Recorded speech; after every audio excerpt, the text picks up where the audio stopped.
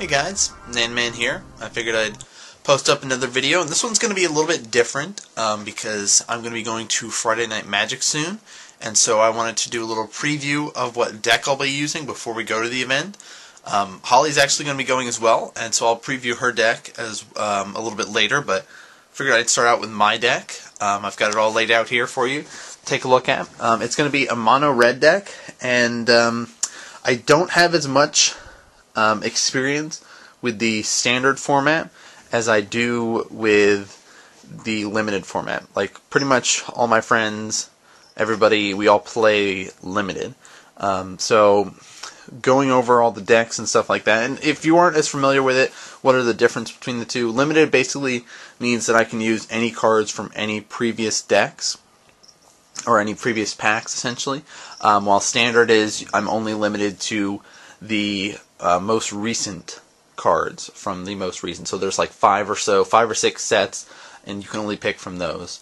So that's like Avacyn, Innistrad, Dark Ascension, the 2013 core set, and then of course Return to Ravnica and Gatecrash is the standard format right now. And you know, I have a lot of experience with trading card games. Like, I've been playing Pokemon, Yu-Gi-Oh, all that stuff. I used to go to regional tournaments of Yu-Gi-Oh back in the day. So, and one of my best decks that I ever used was a burn deck in Yu-Gi-Oh. I got top 10 at a regional event, and top 8 had to qualify for nationals, so I just missed out on that. So I decided to go with a burn deck this time. But let's kind of talk a little bit about the deck itself. I decided to go with 4 Goblin Arsonists. I don't know how well you can see that. If it'll focus a little bit better here. But Goblin Arsonist is just a 1/1, costs 1 to get it out. When this dies, I can have it deal 1 damage to target creature or player. So I have 4 of those in there. I've got 2 Vexing Devils. They only cost 1 for a 4/3. But when it enters the battlefield, my opponent can decide either to take 4 damage, or if they don't, then this gets to stay on the field. So if they take the 4 damage, I have to sacrifice Vexing Devil. So it's a nice kind of, if I get it early, I can do a lot of damage with it by poking them to death, essentially, for 4, or they just take 4 right away. Then I've got 3 Lobber Crew sent in. They're 0/4 defenders, but I can tap them and deal 1 damage to each opponent. So I got 3 of them in there. They cost 3, so they're a little bit more expensive stuff. I've got 2 Wall of Fires here, 0/5 defenders. I can pay 1 mountain and have it get +1/+0 to the end of the turn, so they're just kind of good walls to help out. And then I've got the Arms Dealer. I only have 1 in here right now. I'm still kind of experimenting with him, but I like just having 1. He is a 1/1, and I can pay 2 and sacrifice a Goblin, and he deals 4 damage to target creature, so he's just a nice little defensive maneuver. Some of my heavy hitters that I have in this deck, I've got the Bloodfrayed Giant. He's a 4/3 with Trample, and he's got the Unleash ability, so he can enter the battlefield with a +1/+1 counter on it, but he can't block as long as he has that +1/+1. So he only costs 4 for a 4/3 with that Trample ability. I figured he's a nice heavy hitter to have in there. I have my Cultist here. He's a 2/2. I can pay a mountain and tap this guy and sacrifice a creature and deal 2 damage to target creature or player. This is actually a really key part of my deck. I might look into getting another one of these because, you know, I can sacrifice this, deal 2 damage to somebody, but if I sacrifice an Arsonist, it deals an extra damage. But I've also got, I'll talk a little bit more about the Cultist a little bit later with some of the other cards. I've got 2 of my Archwing Dragons. They cost 4 for a 4/4 with flying and haste, but at the beginning of the end step, it returns to my hand. So it's a nice little heavy hitter that I get out there, do some damage, and he returns to my hand, no problem. The biggest, beefiest guy I've got in my deck is my Chaos Imps. 6/5 flying with Unleash. We talked about that a little bit earlier. And as long as he has a +1/+1 counter on him, he gets Trample. So that's my biggest heavy hitter. We'll see how well he works out. I still have yet to get him out when practicing lately, so we'll see. But moving into kind of the sorceries and instances, all that stuff, I've got 4 Pillar of Flames in here. That's kind of my main protection against creatures as well as some damage. Deals 2 damage to target creature or player, but if a creature dies that was dealt damage, it's exiled instead of going to the graveyard. I have 2 of my goblin summoners essentially. Put 2 1/1 red goblin creatures. The Krenko's Command, I probably butchered his name there, but this kind of plays in very well with my arms dealer here. And plus it's good walls to help out and block against any, things that would come my way. I've got only 1 Flames of the Firebrand here. I have another one in my side deck, but this one costs 3. I can deal 3 damage divided as I choose among 1, 2, or 3 creatures or players there. I've got this actually, these next 3 cards play in a lot with the Cultist that I said I'd talk about a little bit more. I've got 2 active treasons here, which gain control of target creature until the end of the turn. Untap that creature, it gains haste until the end of the turn. So, same thing with the other ones. Traitorous Blood, gain control of target creature until the end of the turn. Untap it, it gains trample and haste until the end of the turn. Gain control of target creature, this is my Mark of Mutiny. Put a +1/+1 count on it and untap it. That creature gains haste until the end of the turn. So I have 4 of these, gain control of creatures.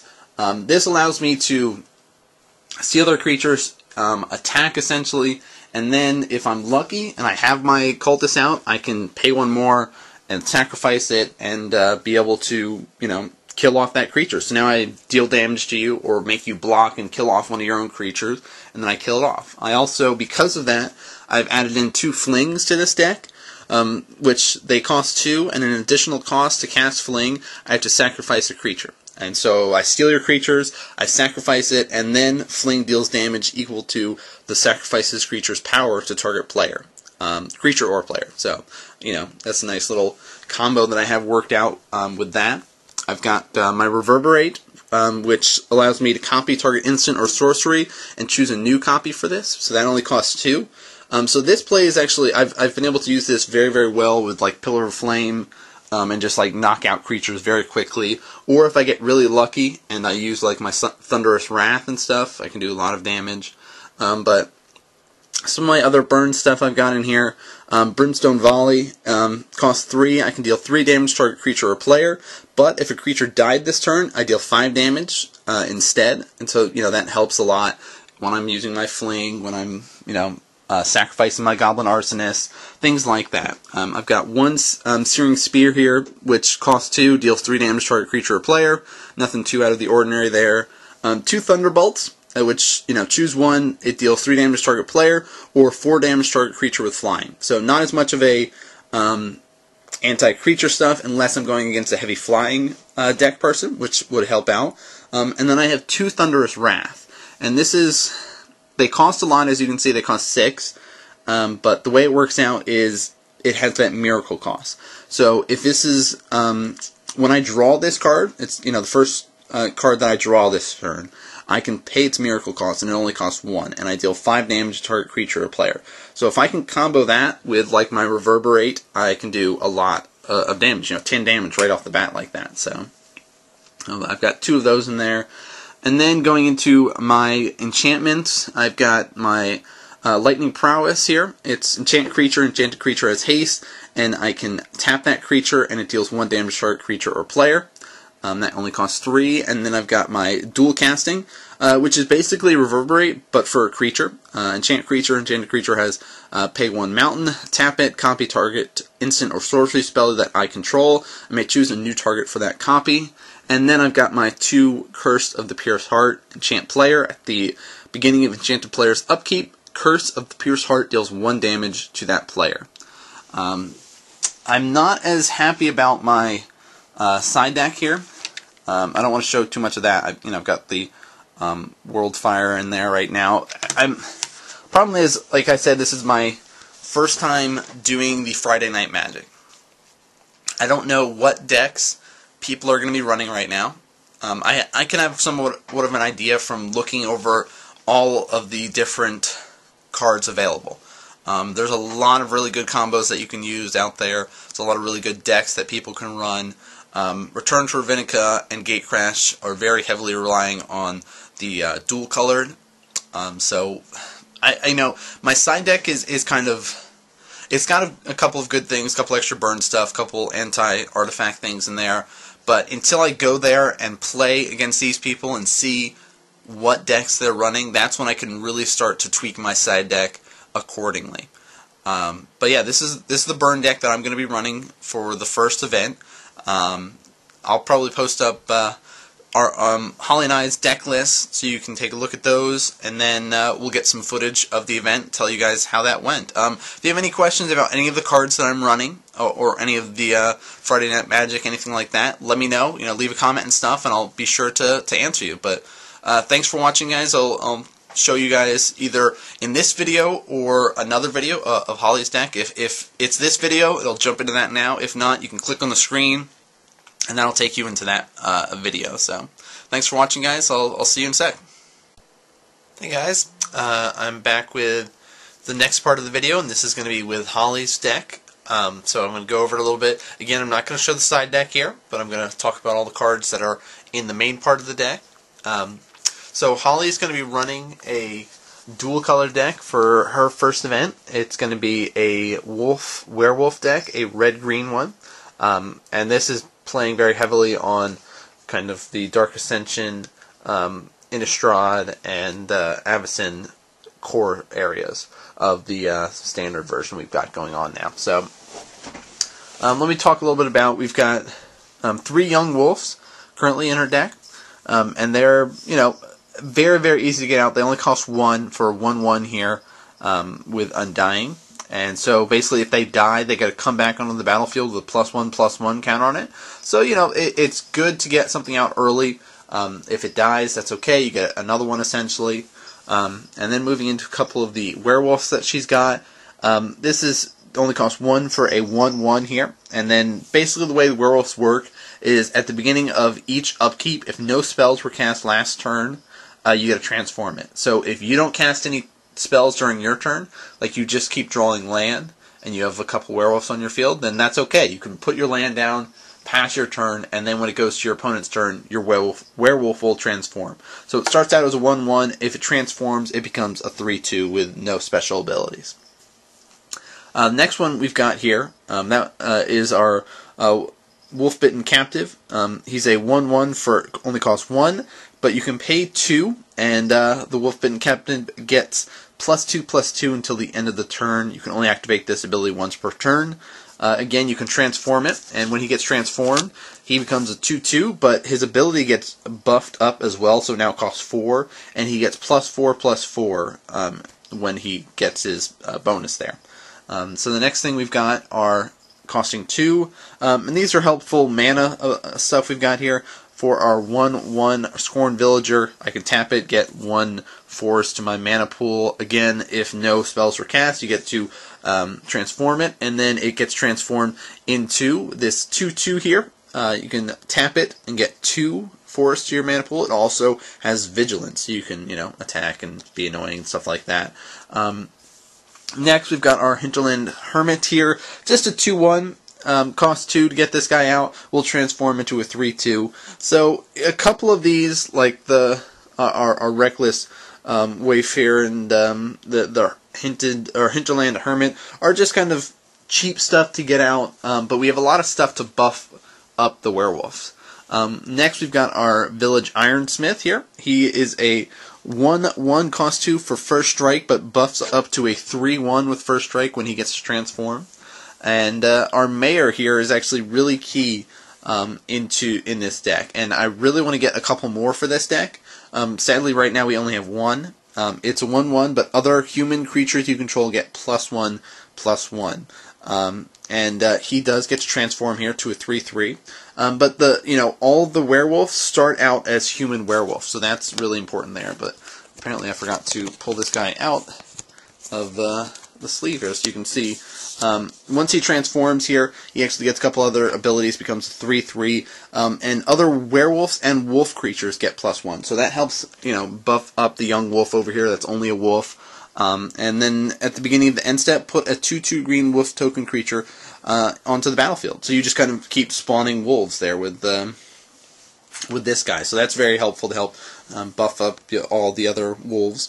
We've got our Afflicted Deserter here.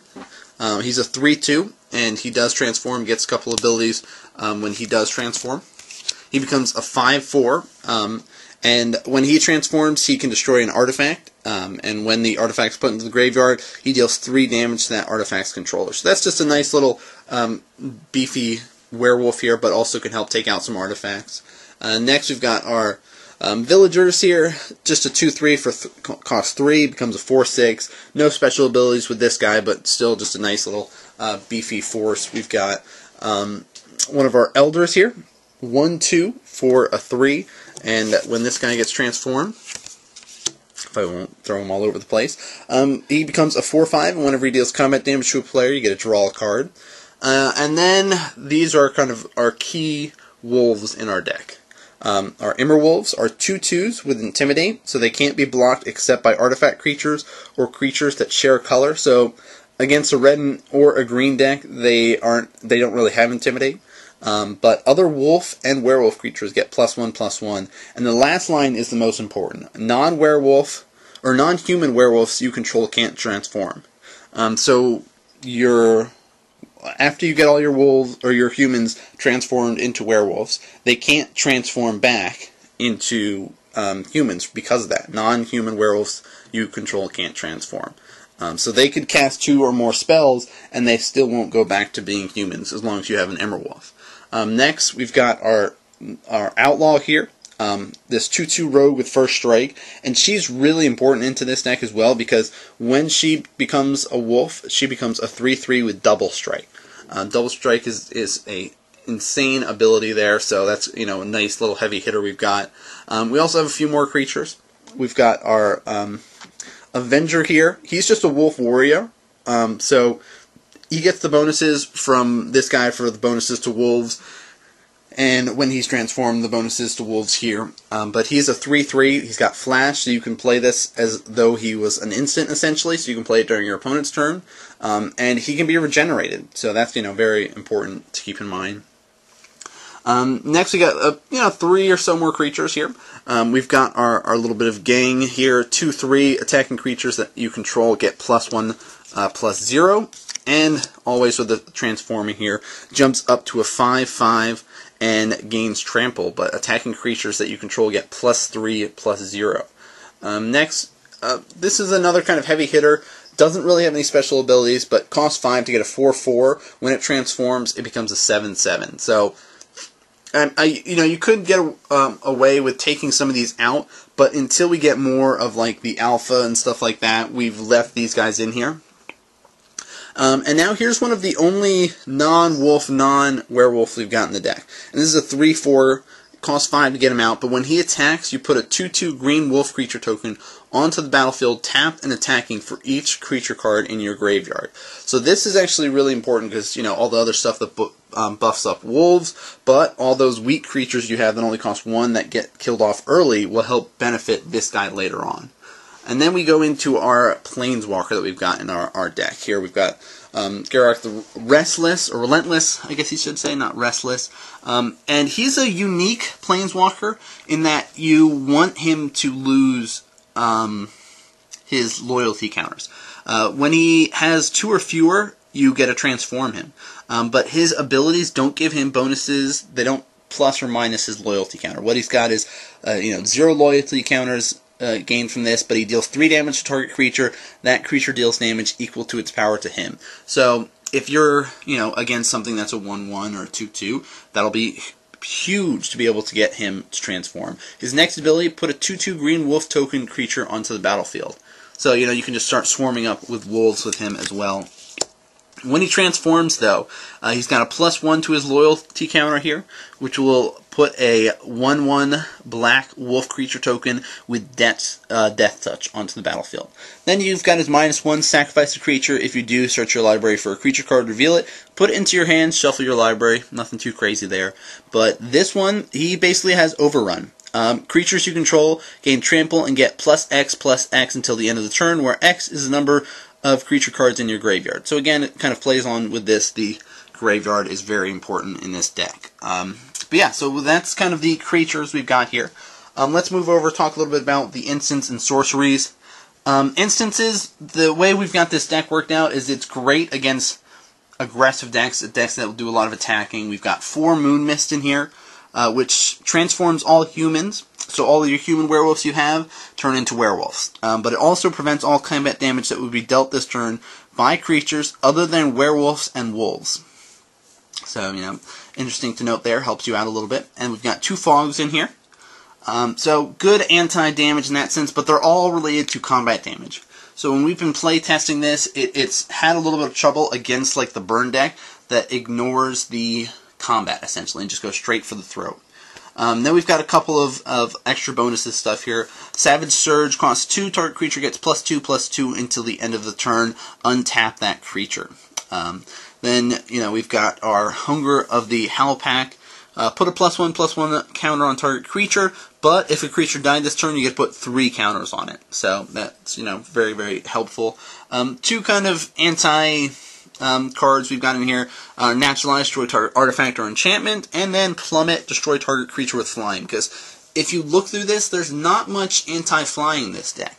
Yeah, we've got all these Moon Mist and Fogs. We've got 1 Plummet. There's a couple more in our side deck, but that's kind of what we've got to work with for anti-air.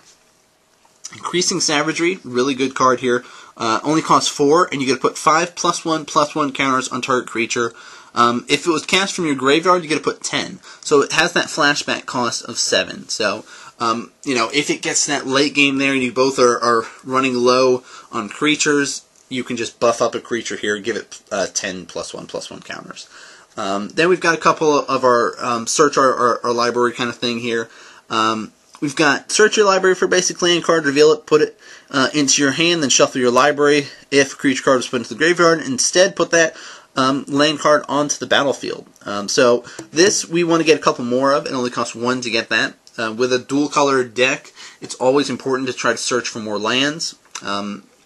And we've got our Lair Dwell here. We've got to reveal the top 2 cards of your library, put all creature cards and land cards revealed that way into your hand, the rest at the bottom of your library in any order. With so many creature cards, it's very likely that you'll get at least something out of this. And then our Creeping Resistance here. We've got choose a permanent type, return all cards of the chosen type from your graveyard to your hand, with pretty much everything being wolves or humans or werewolves. That could come into handy later on. We've got our Full Moon Rise, which is actually a really cool card. It's an enchantment, which werewolf creatures you control get +1/+0 and have trample. Also, you can sacrifice this and regenerate all werewolf creatures you control. So there's 2 of those in there. Any extra oomph we can give to the werewolves, very, very important. Now, a couple other enchantments we've got here. We've got 2 more, and then 1 lone artifact, and that's kind of it for the deck. But we've got the Descendant's Path here, which at the beginning of your upkeep, reveal the top card of your library. If it's a creature card that shares a creature type with creatures you control, you may cast that card without paying its mana cost. Otherwise, put that at the bottom of your library. So it costs 3 for this, and again, we have human werewolves, we've got regular werewolves, we've got wolves. We are very likely to get a creature from this if we were to draw one. So that's really, really cool for this deck. Next, we've got Lost in the Woods. Whenever a creature attacks, you or your planeswalker that you control reveal top card of your library. If it's a forest card, remove that card from combat. Then put the revealed card in the bottom of your library. So this is a nice defensive measure if they attack you and you have no fogs, no moon mist, no nothing to defend. If you're going up against air, maybe you'll draw a land and just remove it from the game. So that's a nice defensive measure in that sense. Now the last card we have in the deck is our Chromatic Lantern here, which is really important for any dual-colored decks. It only costs 3 to get out, and it says lands you control have tap. Add 1 mana of any color to your mana pool. And this artifact itself has the ability to tap, add 1 mana of any color to your mana pool. So any deck that has multiple lands is a double color, tricolor, whatever kind of lands you've got in there, that is a really, really important factor in that type of deck. So that's Holly's werewolf deck, essentially. Tricolor, red, green. Like, the one main weakness that we see going into it is it's not good against burn decks right now. We have precautions to deal with air, like the plummet, things like that, lost in the woods, the fogs, but we'll have to go in there and see what people are playing, see if there's anything that we can do to get the side deck a little bit more prepared. But those are the two decks that we'll be running for our first Friday Night Magic event. We'll bring the camera, we'll film some of the event, show you guys what it's like, tell you guys how it all went. But if you have any questions about mine or Holly's deck, let me know. I'll be able to explain things a little bit more. But thank you guys so much for watching. If you guys enjoy this kind of stuff, please subscribe to the channel. I'm pretty sure it's up right now on youtube.com/NanManGames. That's where I put all other gaming related stuff on this channel. Like I have a bunch of Minecraft videos. I'm going to put up more Magic the Gathering stuff on here.